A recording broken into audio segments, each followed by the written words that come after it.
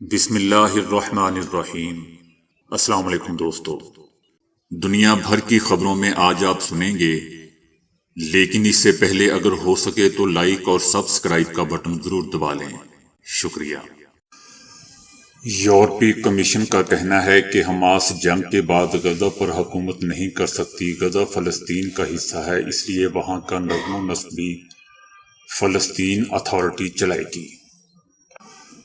فلسطین اور اسرائیل کے پاس ابھی یہ موقع ہے کہ وہ 1967 سے جاری اپنی طویل تنازع کو مفاہمت سے حل کریں۔ پہلے کے مقابلے میں اس وقت اسرائیل تنازع کا دو ریاستی حل ہونے کا زیادہ امکان نظر آتا ہے۔ فلسطینی ریاست کا حصہ ہونے کی وجہ سے وہاں حکومت بھی فلسطینی اتھارٹی کی ہونی چاہیے۔ جنگ کے بعد غزہ میں حماس کی حکومت نہیں ہونی چاہیے، ایسا دوستو یورپی کمیشن کا کہنا ہے۔ کوئٹہ بولان میڈیکل میں زیر تعلیم 17 فلسطینی طلبہ کی کفالت کی منظوری دے دی گئی ہے۔ ٹیوشن فیس معاف، ماہانہ 10,000 ہاسٹل فیس کی مد میں اور 25,000 روپے کفالت کے لیے دیے جائیں گے۔ نوٹیفیکیشن جاری ہو چکا ہے۔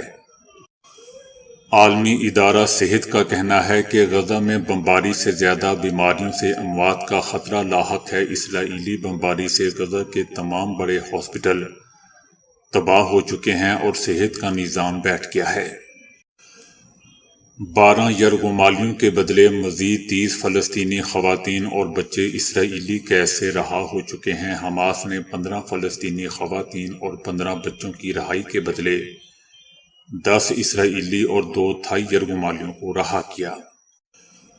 حماس کا کہنا ہے کہ ایلون مسک غزہ آ کر اسرائیل کے ہاتھوں فلسطینیوں کی تباہی بھی دیکھ لیں۔ اسرائیلی قید سے رہا ہونے والے فلسطینیوں نے اسرائیل کے وحشیانہ رویے کے بارے میں بتایا ہے۔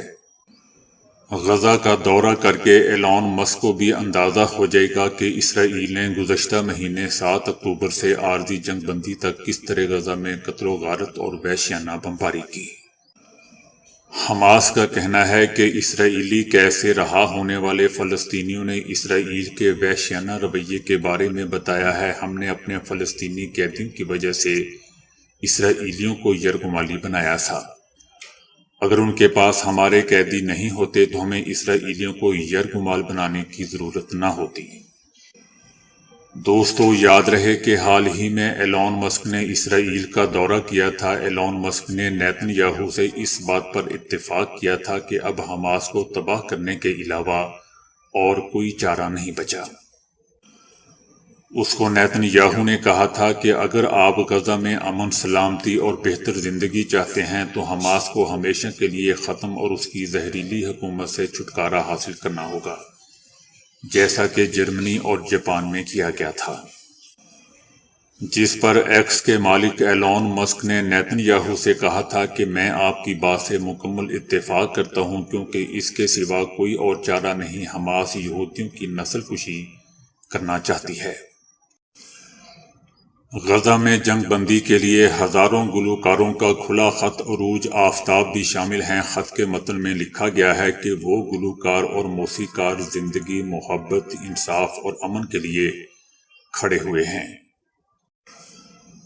حماس نے کہا ہے کہ صدر پوٹن کے موقف کی وجہ سے زیر حراست متعدد روسی شہریوں کو رہا کر دیا جائے گا، جبکہ دوسری طرف اسرائیل کا کہنا ہے کہ حماس روزانہ کم از کم 10 اسرائیلی یرغمالیوں کو رہا تو کرے۔ جنگ بندی کو مزید طول دیا جا سکتا ہے۔ عمران خان نے اپنی پارٹی پی ٹی آئی کا چیئرمین گوہر خان کو بنا دیا ہے۔ Imran Khan chairman P T I تھے اور تاحیات رہیں گے، ایسا گوہر خان کا کہنا ہے۔ عمران خان کے واپس اپنی سیٹ پر واپس آنے تک چیئرمین کی ذمہ داریاں نبھاؤں گا۔ نواز شریف کا کہنا ہے کہ آج میرے ساتھ انصاف ہوا ہے، اللہ کا شکر گزار ہوں۔ میں نے اپنے معاملات کو اللہ پر چھوڑا تھا، اللہ نے آج مجھے سرخرو کر دیا۔ نواز شریف کے کارکنوں نے اس کے حق میں نعرے بھی لگائے۔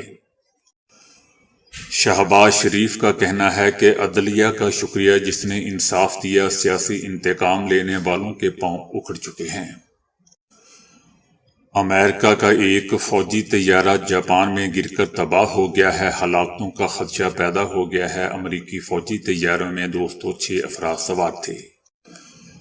شہباز شریف کا کہنا ہے کہ لیول پلینگ فیلڈ یہ ہے کہ میں اور نواز شریف عدالتوں میں پیش ہو رہے ہیں۔ نواز شریف کی مخالفت اور دشمنی میں بلوچستان کی حکومت بھی گرا دی گئی۔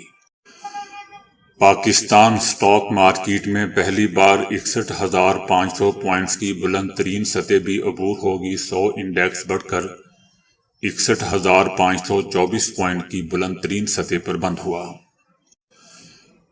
کیلے کی شکل میں ہتھوڑے بنانے والی جاپان کی عجیب و غریب فیکٹری۔ برسوں کے دوران فیکٹری نے روبوٹ ماسک، مجسموں اور مختلف پھلوں اور سبزیوں کی شکل میں کئی دھاتی آلات تیار کیے ہیں۔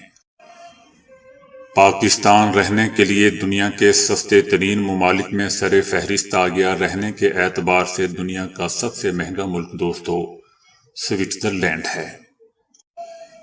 لاہور ایک بار پھر آلودہ ترین شہروں میں سر فہرست آ گیا۔ منگل کو لاہور میں ایئر کوالٹی انڈیکس دن کے بیشتر وقت میں 250 سے اوپر رہا، جو کہ انتہائی غیر صحت بخش ہوائی معیار کی نشاندہی کرتا ہے۔ بھارت میں سرنگ میں پھنسے 41 مزدوروں کو 17 دنوں کے بعد بحفاظت نکال لیا گیا۔ وزیر اعلیٰ اتراکھنڈ کا کہنا ہے کہ ریسکیو ٹیم کی انتھک کوششوں کو سراہتے ہیں۔ صبر، سخت محنت اور یقین جیت گیا۔ شہباز شریف کا کہنا ہے کہ کسی کو علم نہیں تھا کہ تحریک انصاف تحریک تباہی بن جائے گی۔ ہم نے ہمیشہ عدلیہ کا احترام کیا اور انصاف کی طلب کے لیے ہم بلا امتیاز عدالتوں میں حاضری کو اپنا فرض سمجھتے رہے۔ کوہستان میں لڑکی کو مارنے کا حکم دینے والے جرگے کے 3 ارکان گرفتار کر لیے گئے ہیں۔ مقتولہ کے 2 چچا سمیت گرفتار افراد کو جسمانی ریمانڈ کے لیے مقامی مجسٹریٹ کے سامنے پیش کیا جائے گا۔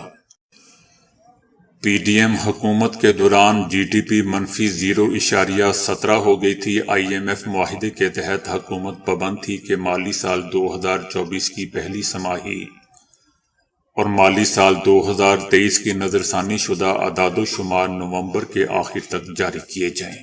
تو دوستو ابھی کے لیے اتنا ہی۔ ویڈیو کو لائک اور شیئر کرنے کا بہت بہت شکریہ۔